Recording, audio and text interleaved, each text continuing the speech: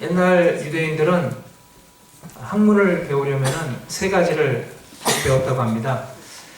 첫째는 율법이고, 둘째는 예언이고, 셋째는 바로 지혜입니다. 그래서 구약 성경에 보면은 율법서가 있고, 예언서가 있고, 지혜서가 있습니다. 우리가 잘 아는 욥기, 시편, 잠언, 전도서 등은 바로 지혜서에 속합니다. 그러니까 지혜가 무엇입니까? 지혜는 진리와 의와 그리고 건전한 판단력이 겸비된 것을 우리 가리킵니다. 그 지혜는 그리고 현명하고 그리고 슬기롭고 신중하고 사리에 맞게 분별하는 능력을 의미합니다. 그러니까 지혜라는 말이 히브리어로 호크마인데 그 뜻이 현명함, 영리함 그리고 건전한 판단력이라는 뜻을 가지고 있습니다. 지혜를 가리키는 또 다른 말 중에 샤칼이라는 단어가 있는데 통찰력이 있고 신중한 것, 현명한 것을 의미합니다. 그래서 지혜는 인간으로 하여금 올바르고 현명한 판단을 내려서 참으로 의미 있고 행복이 넘치는 삶을 살게 한다는 뜻이 있습니다. 그리고 도덕적이고 윤리적인 삶을 살아서 참으로 그 삶이 하나님이 예비하신 복을 누리게 한다는 의미가 있는 것입니다. 우리가 세상 살면서 하루에도 수없이 많은 판단과 선택을 하게 됩니다. 예컨대 우리가 간단하게 쉽게 생각해서 하다못해 중국 음식점에 가도 우리가 판단을 하고 선택을 합니다. 짜장면이나 짬뽕이냐 선택을 합니다. 오늘 아침에도 우리 성도님들이 아주 슬기로운 판단과 선택을 하셨어요. 그게 뭡니까? 오늘 일어나서 교회로 걸어오는 지혜로운 선택과 판단을 하셨습니다. 한마디로 지혜란 자기 삶을 바로 볼 줄 아는 능력을 가리킵니다. 그러니까 선과 악을 분별하고 무엇이 옳은가, 무엇이 잘못되었는가를 판단하고 그리고 해야 할 일과 해서는 안 될 일을 분별하게 하는 능력을 가리킵니다. 그 지혜는 그야말로 남도 좋고 나도 좋고 우리 모두에게 유익을 주는 능력입니다. 그래서 우리가 세상에서 다른 많은 것도 필요하지만 무엇보다도 우리에게 이 지혜가 필요합니다. 오늘 이 주시는 말씀 통해서 참 하나님의 지혜에 대해 배우는 귀한 시간 되시기를 간절히 바랍니다. 첫째로 지혜는 가장 값진 보배입니다. 13절로 15절을 보겠습니다. 지혜를 얻은 자와 명철을 얻은 자는 복이 있나니 이는 지혜를 얻는 것이 은을 얻는 것보다 낫고 그 이익이 정금보다 나음이니라. 지혜는 진주보다 귀하니 네가 사모하는 모든 것으로 이에 비교할 수 없도다. 우리는 지혜의 값을 알아야 합니다. 근데 지혜의 값은 진주보다 더 귀하다 그랬어요. 그러니까 당시에는 보석 가공 기술이 발달하지 않았기 때문에 인간이 가질 수 있는 가장 값진 보배는 바로 천연 진주입니다. 그러니까 지혜는 정말 값진 것인데 당시 가장 귀한 것으로 여겼던 진주보다 더 귀하다는 거예요. 그러니까 요즘식으로 표현하면은 지혜는 바로 다이아몬드보다 더 값지고 귀하다는 뜻이 됩니다. 지혜는 참으로 우리가 세상에서 좋아하고 사모하는 그 모든 것보다 더 귀하다는 말씀이 되겠습니다. 우리가 이 세상 살아가려면 정말 이 지혜를 필요로 하게 됩니다.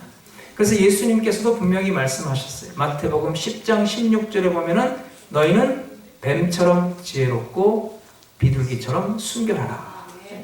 우리가 지혜로우면은 우리가 지혜가 많으면은 그것이 우리에게 큰 유익을 가져다 줍니다. 인생을 성공하는 인생으로 장식할 수가 있습니다. 이런 이야기가 있어요. 미국의 대통령이었던 프랭클린 루즈벨트의 어릴 때 일화입니다. 그가 어렸을 때 그의 동네 친구들로부터 많은 놀림을 당했어요. 동네 친구들이 그를 바보로 놀렸다는 거예요. 그 이유인즉슨 다음과 같습니다. 우리가 그 5센트짜리 동전 니클과 10센트짜리 다임의 차이를 잘 압니다. 그 두 동전을 비교해 보면은 니클이 5센트짜리가 10센트짜리 다임보다 크기는 더 커요. 그리고 더 두껍고 더 무겁습니다. 그 얼핏 보기에는 이 10센트짜리 다임이 5센트짜리 니켈보다 값어치는 더 나가지만은 더 가볍고 더 얇고 그리고 더 작기 때문에 덜 좋은 것이 아닌가라고 생각할 수도 있다는 거예요. 그래서 그 당시에 이 루즈벨트 동네에 사는 친구들이 루즈벨트에게 다가와서 5센트짜리와 10센트짜리를 보여주면서 너 둘 중에 뭘 가질래? 그러면 항상 루즈벨트 소녀는 10센트짜리를 택하는 것이 아니라 5센트짜리를 택했다는 거예요. 그러니까 얼핏 보기에는 이 루즈벨트가 5센트 니클이 10센트 다임보다 더 크고 더 무거우니까 더 좋은 것으로 여기고 가져가는 줄 알고 그를 바보라고 놀리며 깔깔깔 웃었다는 거예요. 그래서 계속해서 그를 볼 때마다 5센트, 10센트 동전 고르기 놀이를 했던 거예요. 지나가던 어떤 중년 신사가 그것을 보고서 좀 안타까운 마음이 들어서 놀림당하는 이 루즈벨트에게 다가와서 이렇게 말했어요. 얘야, 너 이 5센트하고 10센트 동전을 자세히 살펴보도록 해라. 비록 이 10센트 다임이 5센트 니클보다 무게는 더 작게 나가고 크기도 작고 얇지만은 그러나 그 숫자를 봐라. 이것은 10이고 이것은 5잖니. 그러니까 크기와 무게를 따지지 말고 숫자를 봐서 이 10센트짜리가 더 좋은 거니까 이것을 갖도록 해라. 그랬어요. 그랬을 때 이 루즈벨트 소년이 중년 신사에게 어떻게 반응했겠습니까? 루즈벨트가 개슴칠에 눈을 뜨며 이 중년 신사를 째려보면서 이렇게 말하는 거예요. 아저씨, 저리 가세요. 나도 다 알아요. 내가 10센트짜리를 택하는 그 순간부터 내 수입은 끊겨요. 여러분 정말 누가 바보입니까? 그 지혜는 은이나 금이나 진주로 표현된 그 어떤 돈보다도 더 소중하다는 것입니다. 미련한 부자는 오히려 자기가 가지고 있는 돈 때문에 그것이 올무가 되어서 쓰러지게 됩니다. 그 지혜는 세상의 어떤 높은 지위보다 더 높습니다. 아무리 높은 지위에 올라도 이 지혜가 없으면 오히려 패가망신하고 그 자리에서 내려오게 되는 거예요. 지혜는 지식보다 더 귀합니다. 여러분, 지혜와 지식은 분명히 다른 거예요. 그 지식이 있는 사람이라고 반드시 지혜가 있다는 법은 없습니다. 물론 사람에게 지식이 필요해요. 아는 것이 힘이라고. 우리가 이 지식을 얻기 위해서 노력을 많이 해야 합니다. 많은 것을 알도록 지식을 넓혀야 합니다. 왜냐하면 몰라서 손해보는 경우도 많기 때문이에요. 그러나 지식보다 더 귀하고 값진 것이 바로 지혜입니다. 그 지혜는 우리가 알고 있는 지식을 올바른 곳에 적재적소에 잘 사용하는 능력이에요. 그래서 우리가 세상 살아갈 때 이 지식도 많이 필요하지만 무엇보다도 지혜로운 성도가 되도록 노력해야 합니다. 그리고 이 지혜는 과학보다 더 중요합니다. 여러분, 현대 문명이 얼마나 발달했습니까? 과학이 발달해서 우리 생활이 정말 편리해졌어요. 과학 문명이 나날이 발전해서 정말 우리가 과거에는 상상할 수도 없었던 것들을 편리하게 사용하고 있지 않습니까? 근데 여러분, 현대사회의 문제점은 과학이 덜 발달해서가 아니라 사실은 그 발달한 과학을 활용하는 지혜가 부족하는데 문제가 있다는 거예요. 그래서 오히려 과학 발달로 인해서 인간 복제 문제라든가 환경 오염의 문제라든가 원자 폭탄의 문제라든가 등 참 인간이 당장 해결할 수 없는 그런 어려운 난제에 부딪혀 있어요. 그래서 참 인간의 지식으로 발달한 이 과학 문명을 잘 활용하는 지혜가 부족해서 오히려 참 인류 대재앙의 그런 무서운 그림자가 드리워진 그런 환경 가운데 우리가 살아가고 있는 것이 오늘의 현실입니다. 오늘 본문의 말씀에는 지혜는 타고나는 것이 아니라 우리가 노력해서 얻는 것이라고 했어요. 그래서 잠언 전반부부터 이 지혜를 사모하고 얻으라고 노력하라고 말씀하고 있어요.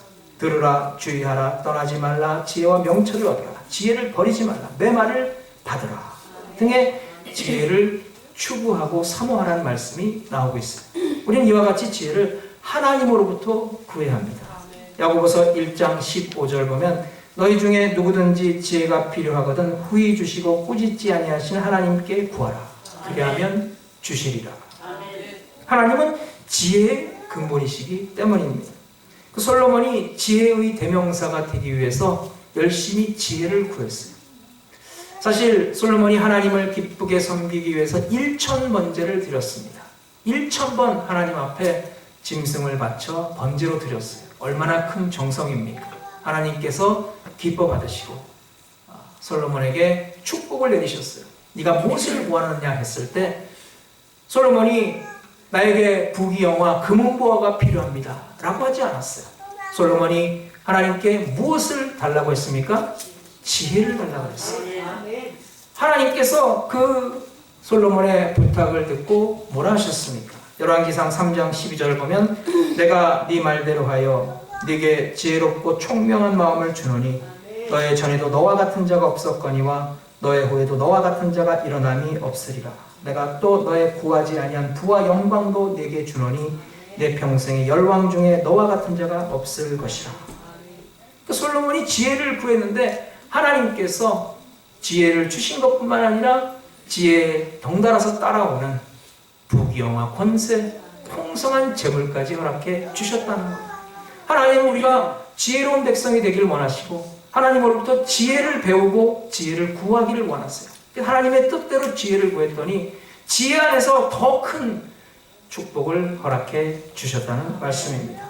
여러분 부자가 되고 싶으십니까? 세상에서 존귀하게 높임받기 원하십니까? 먼저 하나님께 지혜를 구하시기 바랍니다. 현명한 부모는 자녀에게 사람됨을 가리킵니다. 지혜로운 사람이 되기를 가르칩니다. 그래서 참 야단칠 때와 칭찬할 때, 격려가 필요할 때를 잘 분별해서 대처합니다. 여러분, 참 우리 하나님은 세상 아버지 중에 가장 현명한 아버지가 됐어요. 그래서 참 그 아버지가 우리에게 가장 귀한 지혜를 주시기 때문에 그 아버지를 우리가 바라보고 섬기고 그 지혜를 구하는 성도가 되어야 합니다. 우리는 지혜를 말할 때 이 세상에 속한 지혜와 하나님의 지혜를 분별해야 합니다. 여러분, 세상에 속한 지혜와 하나님의 지혜는 다릅니다. 세상에 속한 지혜는 세상에서 처세술에 능하고 요령을 피워서 그야말로 세상에서 출세하겠다는 그런 잔꾀를 부리는 모습으로 나타날 때가 많이 있습니다. 그러나 성경에서 말씀하는 지혜는 그런 지혜가 아니에요. 세상에서 처세술에 능하고 그리고 잔꾀를 부리다가는 오히려 자기 꾀에 자기가 넘어가서 패가 망신하고 어쩌다가 참 감옥에 들어가 앉아있는 그런 경우도 많이 볼 때가 있어요. 성경이 말씀하고 있는 지혜는 바로 위에서부터 내려오는 지혜입니다. 인간이 머리를 굴려가지고 잔꾀를 부리는 것이 아니라 하나님을 사모해서 하나님께서 허락해 주시는 지혜입니다. 야고보서 3장 17절 보면 오직 위로부터 난 지혜는 첫째 선결하고 다음에 화평하고 관용하고 양순하며 긍휼과 선한 열매가 가득하고 편벽과 거짓이 없나니 화평케 하는 자들은 화평을 심어 의의 열매를 거두니라. 우리 신앙인은 하나님이 주시는 지혜, 위로부터 내려오는 지혜를 내 것으로 소유해서 강건한 성도의 삶을 살아야 합니다. 하나님은 우리가 현명한 사람이 되기를 원하시고 하늘의 신령한 지혜로 세상 가운데 늘 승리하는 성도로 살기를 원하십니다. 유대인들의 경전 탈무드에 보면 이런 이야기가 있습니다. 어떤 부자가 세상을 떠나게 되었는데 그가 가지고 있던 전 재산, 즉 집이나 과수원이나 논과 밭이나 노비나 금은보와 돈 등을 자기 아들에게 물려주는 것이 아니라 자기가 가장 신이 많은 종에게 물려준다고 선포했어요. 정작 아버지의 전 재산을 상속받을 자격이 있는 그 아들에게는 아버지의 재산 중에 한 가지만 가질 수 있다고 말했어요. 그 아들 입장에서 보면 얼마나 기가 막힙니까? 아니, 아버지의 재산을 나에게 주지 않고 왜 종에게 주냐는 거예요. 그런데 이 아들은 지혜롭게 대처해서 그 문제를 해결했어요. 바로 이 아들은 어떻게 했습니까? 아버지의 모든 재산을 물려받은 그 종을 가졌어요. 그러니까 그 당시에는 종도 하나의 재산의 개념이고 상속의 수단이니까 아버지의 전 재산을 가진 종을 가지면 결국은 아버지의 전 재산을 물려받은 종뿐만 아니라 그 전 재산까지 결국 자기 것이 된다는 것입니다. 여러분, 하나님이 주시는 지혜 하나를 가지시기 바랍니다. 그러면 그 지혜 안에 있는 하나님이 허락해 주신 모든 복을 소유할 수가 있습니다. 오늘도 지혜의 근원 되신 하나님을 바라보며 가장 인생의 값진 보배이신 지혜를 구하는 성도가 되시기 바랍니다.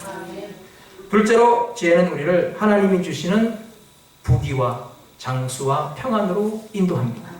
16절에 보면 그의 오른손에는 장수가 있고 그의 왼손에는 부귀가 있나니 그 길은 즐거운 길이요 그 지름길은 다 평강이니라. 왜 지혜를 다른 무엇보다 소중히 여기고 열심히 구해야 합니까?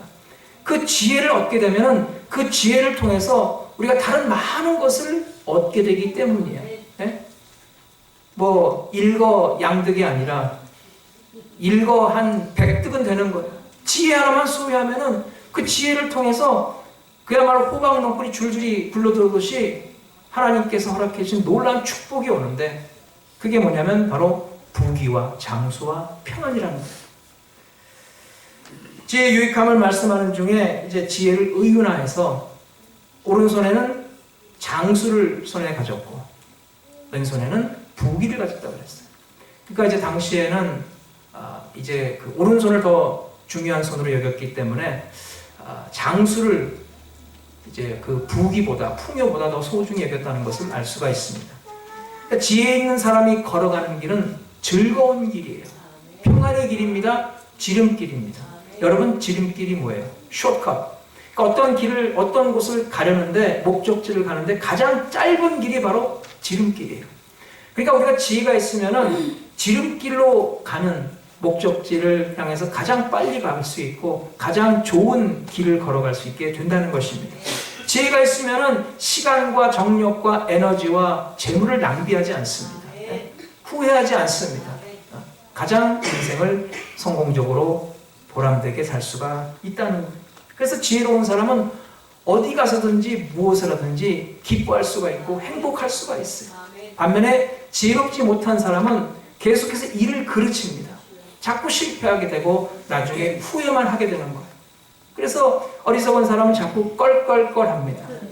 내가 그때 그렇게 하지 말걸, 내가 그때 하나님 말씀 들을걸, 내가 올바른 길로 갈걸 하고 자꾸 후회만 한다는 거.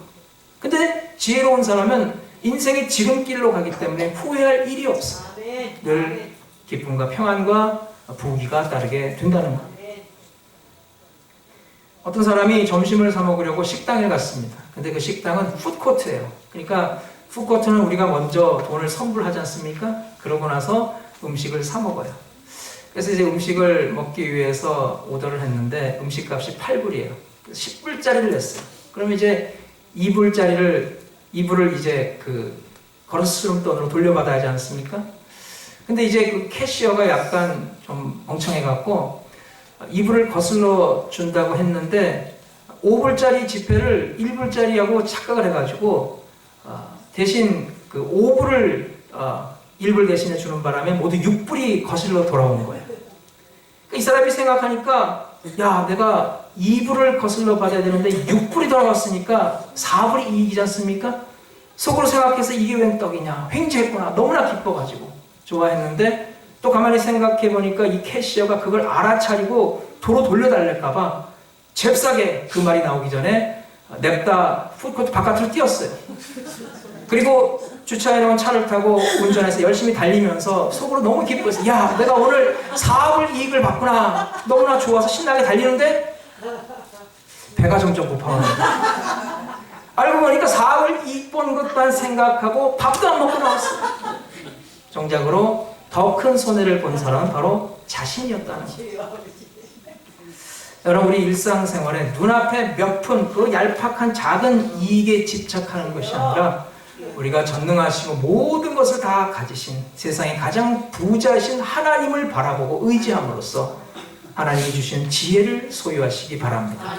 그래서 우리가 정말 세상에서 때로는 낮아지고 때로는 조금 당장 손해를 본다 할지라도 우리가 하나님을 보고 하나님을 의지하고 하나님 주시는 지혜로 살아갈 때 세상 사람들이 먹고 마시는 문제로 흔들리고 방황할 때 우리는 하나님이 주신 평안으로 늘 승리하고 흔들리지 않는 기쁨의 평안의 삶을 살 수가 있는 것입니다. 여러분, 그 길이 바로 즐거운 길이고 평안의 길이라고 했어요. 그렇기 때문에 그리스도 예수 안에서 범사에 감사하라. 이는 너희를 향하신 하나님의 뜻이라고 했어요. 그러니까 우리는 세상 사는 지혜를 배워야 합니다. 하나님께로부터 배워야 하는데 구체적으로 어떻게 배워야 합니까? 말씀을 통해 배우는 겁니다.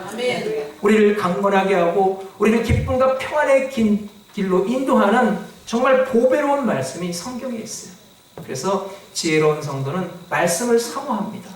말씀을 들을 때 그냥 아무 생각 없이 왔다가 앉았다가 가는 것이 아니라 저 말씀을 나에게 주시는 말씀이구나. 저 말씀을 내가 이렇게 내 삶에 적용할 때 나에게 이런 유익이 있겠구나.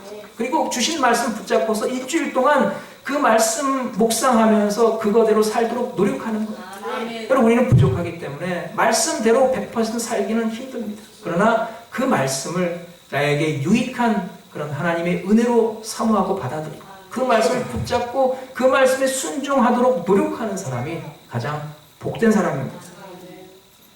여러분, 세상에서 쓸모있는 사람이 되기 위해서도 교육과 훈련이 필요한데 이 지혜로운 사람이 되기 위해서 왜 교육과 훈련이 필요 없겠습니까? 나는 다 알아요. 뭐 뻔히 아는 얘기 자꾸 하십니까? 그런 사람 치고 지혜로운 사람은 없어요.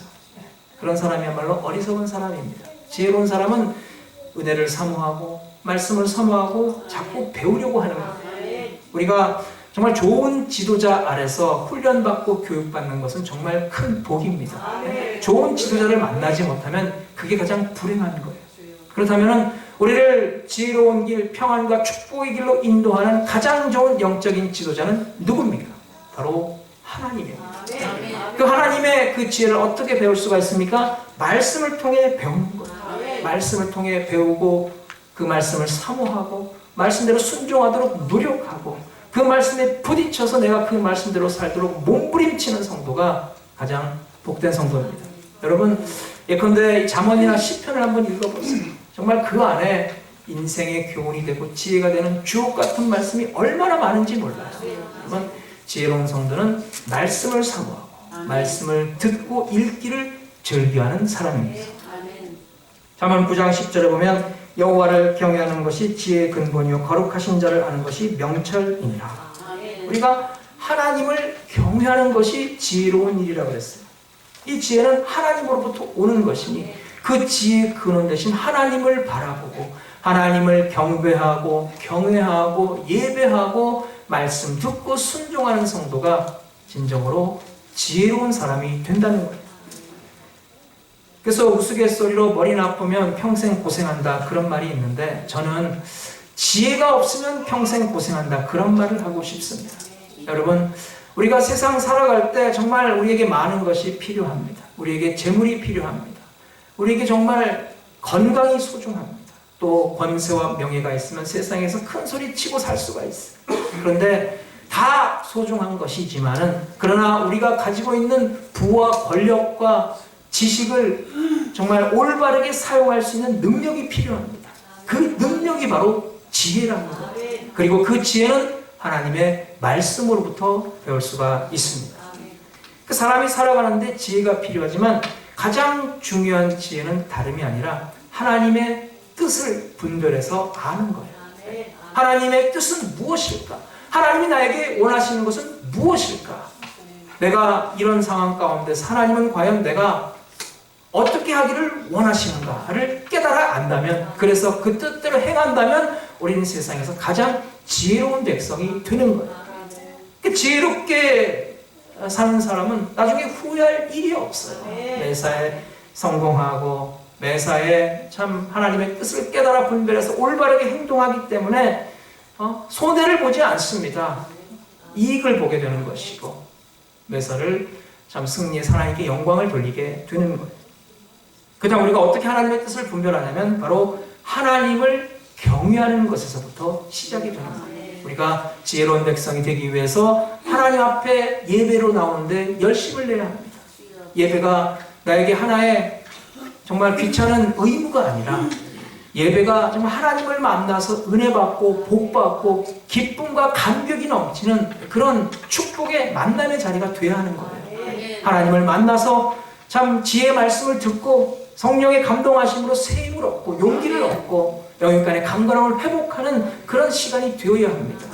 그럼 우리가 자꾸 하나님을 만나고 하나님께 배워야 하나님의 뜻을 알 것 아닙니까? 그래야 하나님의 지혜를 배워서 우리가 지혜로운 성도가 될 것 아닙니까? 근데 예배 나오지 않고 말씀을 듣지 않고 뭐 하나님의 말씀에 전혀 관심이 없고 하나님의 뜻을 알려고 하지 않으면은 지혜로운 백성이 될 수가 없는 것입니다. 그래서 먼저 하나님을 경배하고 경외하고 예배하고 그 말씀에 귀를 기울여서 하나님의 뜻을 분별해서 지혜로운 백성이 되시기 바랍니다. 사도 바울이 에베소 교인들에게 편지할 때 이렇게 권면합니다. 에베소서 5장 15절 그런즉 너희는 어떻게 행할 것을 자세히 주의하여 지혜 없는 자같이 하지 말고 오직 지혜 있는 자같이 하며 세월을 아끼라. 때가 악하니라. 그런 거로 어리석은 자가 되지 말고 주의 뜻이 무엇인지 이해하도록 하라. 여러분, 우리의 참된 지혜가 어디 있습니까? 우리가 어떻게 똑똑하고 현명한 사람이 될 수가 있습니까? 하나님을 경외하고 그 뜻대로 행하는 것입니다. 그러면 우리 인생은 부귀와 장수와 평안으로 인도함을 받게 되는 줄 믿습니다. 오늘도 하나님을 사모하고 하나님이 주시는 지혜를 구해서 하나님이 주시는 지혜를 통해 많은 복을 누리는 성도가 되시기 바랍니다. 셋째로 지혜는 우리를 생명의 길로 인도합니다. 18절 보면 지혜는 그 얻은 자에게 생명나무라. 지혜를 가진 자는 복되도다. 여기서 생명나무는 무엇을 의미합니까? 바로 우리 구주 예수 그리스도를 의미합니다. 아멘. 계시록 22장 2절 보면 생명나무가 있어 12가지 과실을 맺되 달마다 과실을 맺고 그 나무 잎사귀는 만국을 소송하기 위하여 있었노라. 계시록 2장 7절 보면 이기는 자는 하나님 나무에 있는 생명나무의 실과를 주어 먹게 하리라. 아멘. 여러분, 이 생명나무 예수님을 우리 심령과 우리 생활에 심어야 합니다. 그러면 이 생명나무가 우리 심령 가운데 자라나서 그 잎사귀가 무성하게 되면은 그것이 우리 삶에 참 치료의 약재가 되어서 우리의 영과 육을 강건하게 하는 것이고, 그리고 잎사귀가 무성함 같이 우리 삶이 풍요롭게 됩니다. 기쁨과 평안과 감사가 넘쳐나게 됩니다. 뿐만 아니라 달마다 맺히는 그 과실, 생명나무 실과를 통해서 우리가 그 하나님의 놀라운 축복을 주렁주렁 맺어서 세상 사람들께 귀감이 되는 것이고 하나님께 영광이 되는 거예요. 그 달마다 우리를 새롭게 하는 그 과실은 무엇을 의미합니까? 바로 영생을 의미합니다. 우리가 주 안에서 성령의 열매를 맺고